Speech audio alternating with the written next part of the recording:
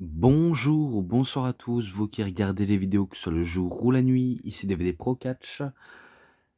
Oui, donc je continue encore sur l'année 2005, exactement. Mais avant de commencer la vidéo sur un DVD, je tenais à, allez, quand même à dédicacer Zarbon, marqué en kanji, qui m'avait demandé si je savais lui conseiller quelques DVD il y a pas mal de jours. Par exemple, Survivor Series, le Money in the Bank 2013, et que lorsqu'il m'a demandé, j'ai dit peut-être que tu pourrais te trouver sur Vinted ou Amazon, voilà. Comme ça, je ne t'oublie pas parce que c'est vrai que les vidéos qui sont passées, c'est vrai que je t'ai un petit peu oublié, mais ça, je tenais à m'excuser pour t'avoir oublié. Donc voilà, je ne t'oublie pas. Et le message suivant, c'était de David seulement, qui me disait je sais même pas si c'est quelque chose de drôle ou quelque chose de sérieux, car il disait, je sais plus si j'ai de la salade dans le frigo ou alors je dois aller à la station m'acheter des frites. Je ne sais pas si c'est une petite vanne, mais moi aussi j'étais dans le doute en me disant ça. Je me suis dit, pourquoi pas faire les deux, et que ça n'a aucun rapport avec ce que je dis dans les DVD de catch. Donc oui, c'est vrai, ça n'avait aucun sens, mais voilà, je ne suis pas là pour te tacler sévèrement, mon cher David, mais au moins je te cite. Voilà, donc assez parlé de ça, maintenant passons au show et au DVD. Backlash 2005, avec comme affiche Triple H, voilà. Et là, on voit Benoit, Edge, Benjamin Jericho, Triple H, Batista, Hulk Hogan, Shawn Michaels contre Mohamed Hassan et Daivari. Petit focus. Voilà, j'ai des matchs. Et là, on voit la petite publicité pour l'album de John Cena. Donc, You Can See Me avec Trademark. Et la publicité qui fait toujours plaisir avec les consoles, les DVD de jeu. Et les DVD que j'ai ou que j'ai pas. Donc, je sais bien qu'il m'en manque celui-ci. Et celui-là en français, même si je l'ai en VO. Après, dans les Target Classics, les Survivor Series, Royal Rumble, SummerSlam et King of the Ring. Donc, c'est vrai qu'il m'en manque pas mal de chez pas mal. Et le reste, je les ai. C'est pour ça que je ne les cite pas du tout. Donc, pour ça, comme ça. Je vais passer au bonus. Tout d'abord, la promo pour Backlash.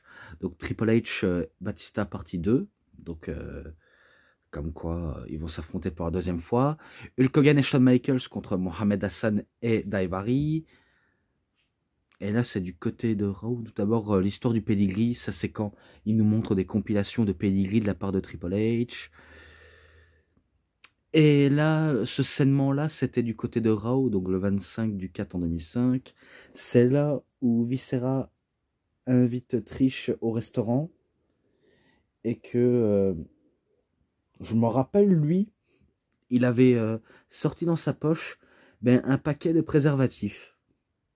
Et quand j'ai vu qu'il était marqué que ça, je me suis dit, non, il avait tout prévu. Oh, le petit coquin. Lui, il est prêt à s'envoyer en l'air. Donc ça, c'est ce que je me suis dit. Un coup qui passe à table, ils attendent les gros repas. Parce qu'en plus, ce sont des scènements qui se coupent entre les passages. Et que ensuite on voit des montagnes d'assiettes déjà terminées et qu'on laisse les miettes dans l'assiette, alors que d'habitude quand on mange dans une assiette, je sais pas moi, quelque chose qui est très bon, on finit tout dans son assiette, et pas l'assiette complète bien sûr. Eh ben non, ce sont des miettes, et un coup que c'est débarrassé, Viscera voulait essayer d'embrasser Trish Stratus ou encore essayer de danser avec. Mais ça n'a pas été fait. Jusqu'à ce qu'au moment où c'est enfin l'heure du baiser, donc embrasser, Trish Stratus gifle Viscera, l'air de dire que Voilà, je veux pas que tu m'embrasses maintenant, je veux pas, voilà, continuer tes avances. Et que malgré la baffe qui s'est reçue, eh ben, ça lui a rien fait du tout. Il en redemande un petit peu plus. Et que Trish Stratus, sentant que ça sent un petit peu le roussi pour elle, eh ben, elle décide de se barrer. Mais sauf que, à la place de se barrer, parce qu'elle avait une chemise et qu'on voyait un peu ses rondeurs, je vais pas vous le mentir, et qu'à l'intérieur on sait bien qu'elle a un soutif, eh ben je me rappelle que lorsqu'elle est de dos à la caméra, eh ben elle, elle enlève sa chemise, donc en gros elle a montré ses boobs à Viscera. Et d'un autre côté, Viscera, il était comme excité, mais un air paisible. Et que ce segment s'arrête ici. Là maintenant, Saturday Night Heat, les interviews de Christian Cage et de Tyson Tomko, de Mohamed Hassan et Daivari. Ensuite, ben, encore la promo de Hulk Hogan et Shawn Michaels après leur match. Voilà, ils ont parlé de tout et de rien, etc. etc. Et bien sûr, dans les coulisses, Edge et Lita. Alors que Lita est avec Kane, même si on savait que dans la vraie vie, elle était en couple avec Matt Hardy, mais que ce dernier, donc Edge, lui est pris, lui est conquérir son cœur. Voilà, on connaît toute l'histoire. Donc c'était, on va dire, un petit passage très court. Et maintenant, ben, je passe justement au match du pré-show. Et pourtant, je ne dis pas beaucoup le pré-show, mais c'est un Saturday Night Heat kick-off entre Val Venis et Tyson Tomko. Alors, le match m'a pas si emballé que ça, je ne vais pas vous le mentir, ça m'a pas si emballé que ça, mais qu'à la fin, c'est victoire de Tyson Tomko sur Val Venis. Et pour ça, ce match-là, je mets 3,10. Voilà. Maintenant, la carte principale. Et que la carte principale, ben, c'est le match pour le titre intercontinental entre Shelton Benjamin contre Chris Jericho. Et c'est un match très très très excellent, comme on a pu voir dans la plupart des matchs, que ce soit de Shelton ou de Chris Jericho. À chaque match, c'est toujours aussi excellent les unes que les autres. Et que Jericho, je ne sais pas s'il voulait atteindre son 7 ou 8e titre intercontinentaux, mais en tout cas, il voulait à tout prix le remporter. Mais face à la rugus ou la rudesse de Shelton Benjamin, eh ben, il arrive à s'en sortir, il arrive à trouver des solutions, car il est extrêmement focus dans ce qu'il peut envisager de faire dans un match, que ce soit pour en finir direct ou de laisser prolonger le match. Et que, si je crois bien, Jericho voulait faire son Walls of Jericho, mais que Shelton Benjamin le surprend en petit paquet ou en crossbody block pour battre justement Chris Jericho. Donc c'est Shelton Benjamin qui conserve son titre. Et ce match-là, je lui mets 3,50. Voilà, je lui mets 3,50 direct. Après Edge interview, il dit qu'il va, on va dire, mettre KO Benoît jusqu'au compte de 10 parce que c'est un last man standing match. Voilà, rien de spécial. Donc tag team turmoil pour le titre du monde par équipe. Attends, le terme là, je le connais pas beaucoup, ce terme-là. Ah ouais, turbulence, un match turbulence. D'accord, d'accord. Un match de turbulence. Donc, si je me rappelle bien, il y avait plusieurs catcheurs. Donc, William Regal et Tajiri contre les Airtorbs. Airtorbs. Attends, je sais pas s'il figure là. Je sais pas s'il figure là.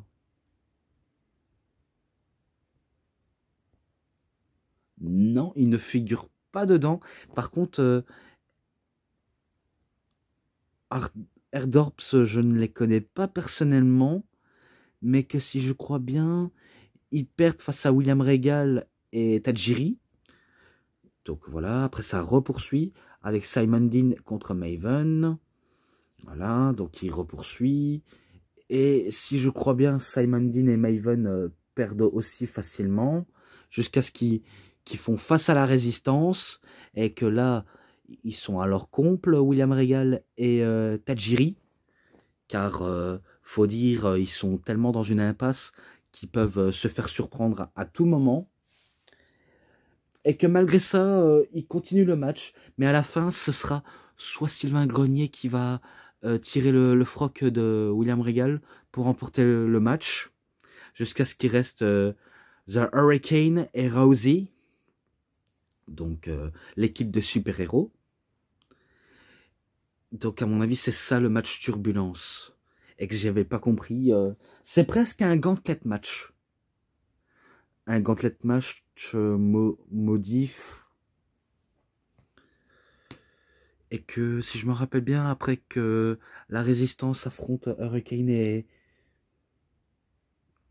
Rousey, si je me crois bien, le spot final, donc le finish final, c'était que Rousey est assis sur la 3e corde, tandis que Hurricane le rejoint et qu'il utilise Rousey comme un tremplin pour faire son énorme splash, et que c'est Hurricane et Rousey qui remportent les ceintures par équipe. À mon avis, les champions par équipe, ça doit peut-être William Regal et Tajiri ou Air Storms. Je ne sais pas, je ne pense pas, mais en tout cas, c'est eux qui remportent le titre. Voilà, c'est eux qui remportent le titre. Ce match-là, 3,20. Ensuite, un Last Man Standing match. Donc, le dernier homme debout. Et que le combat était très intense entre Benoît et Edge. Vraiment très intense. Beaucoup de brutalité. Car je me rappelle qu'il y avait des objets à portée de main aussi. Il y avait des objets qui ont été utilisés. Et que je me rappelle que Benoît, il a failli se tuer lorsqu'il a voulu effectuer son suicide dive.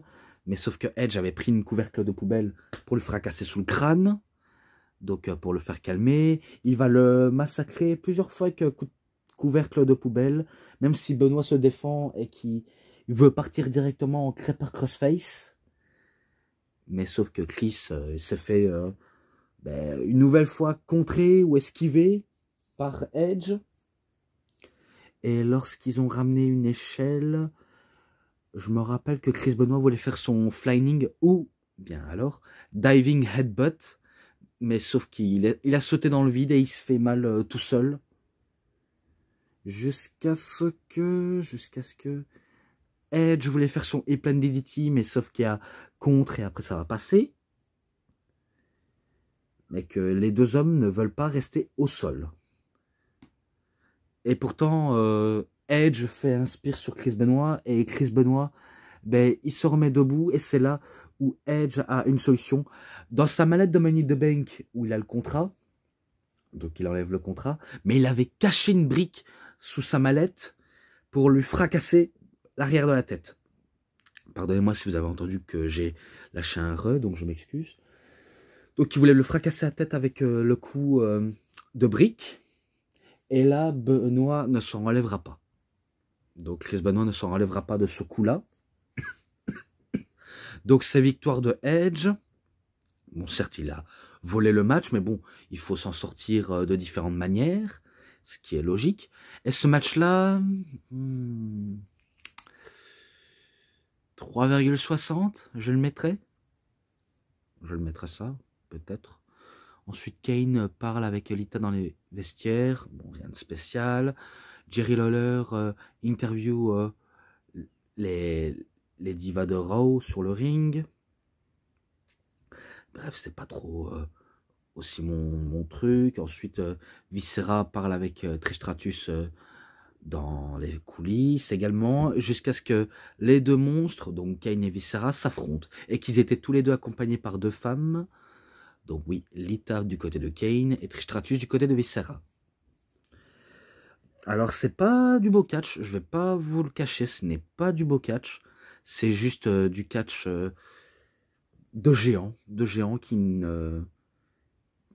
n'intéressent pas les grands spécialistes, parce que les spécialistes savent que c'est pas du joli sur le ring, mais ils tentent d'essayer de voler le match, mais en vain. en 20.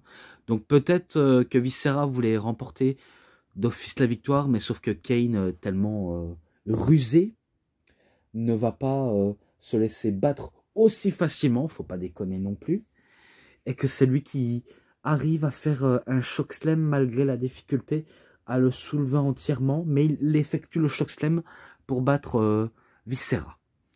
Donc ce match-là, allez, 3,20, je mets ça.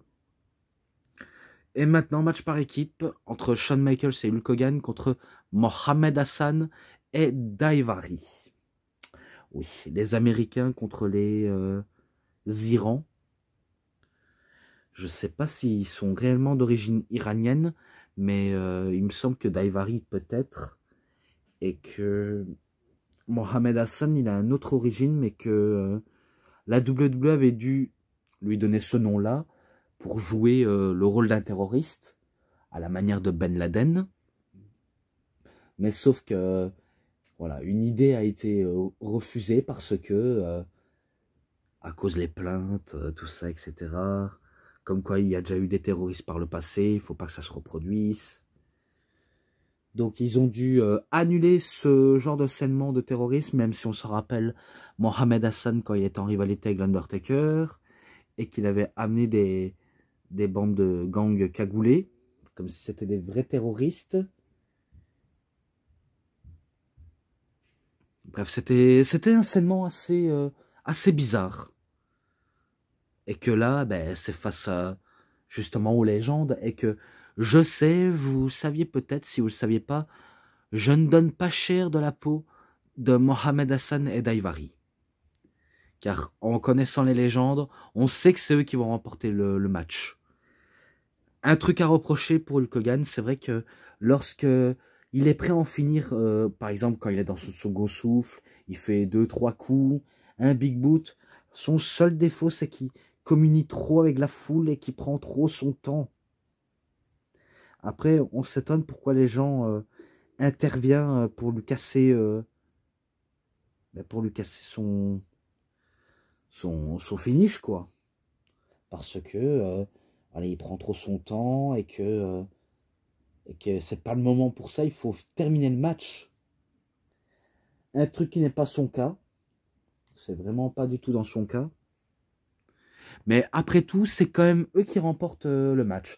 Je crois que celui qui va servir de bouc émissaire, c'est Daivari qui va se faire accueillir par un switch and music de la part de Shawn Michaels et que c'est lui qui remporte le match pour l'équipe de Hogan et Michaels. Bien sûr, ils n'ont pas été champions par équipe, mais ils ont déjà fait équipe et après, on la connaît à la fin lors d'un épisode de Raw que je ne sais plus. Je sais bien que je l'ai déjà vu, mais que j'ai pas le DVD avec. Ou alors peut-être qu'il n'existe pas.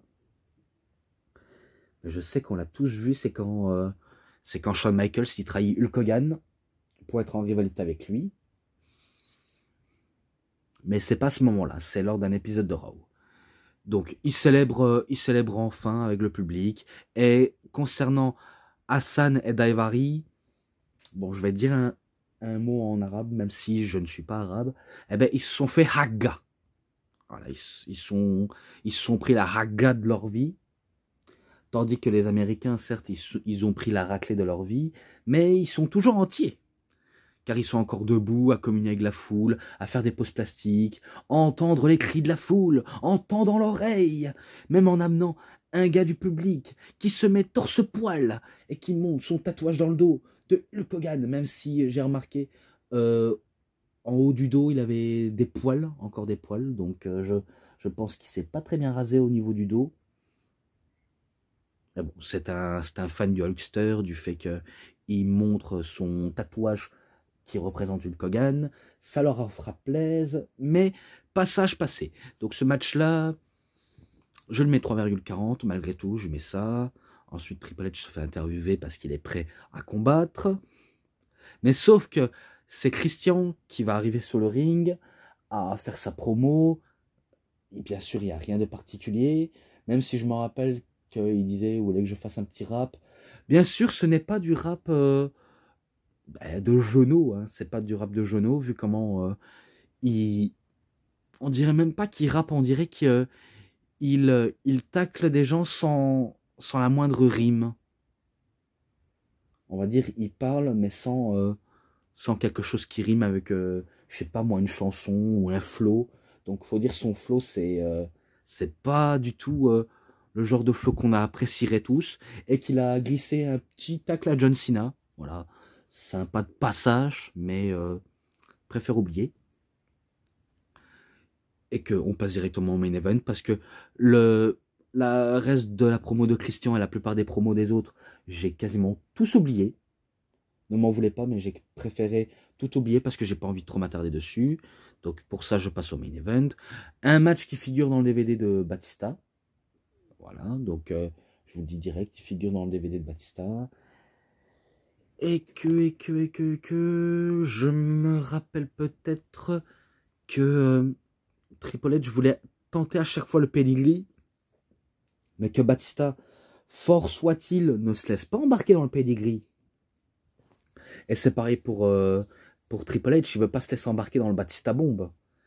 Parce que s'il sait bien qu'un Batista Bomb, c'est fini pour lui.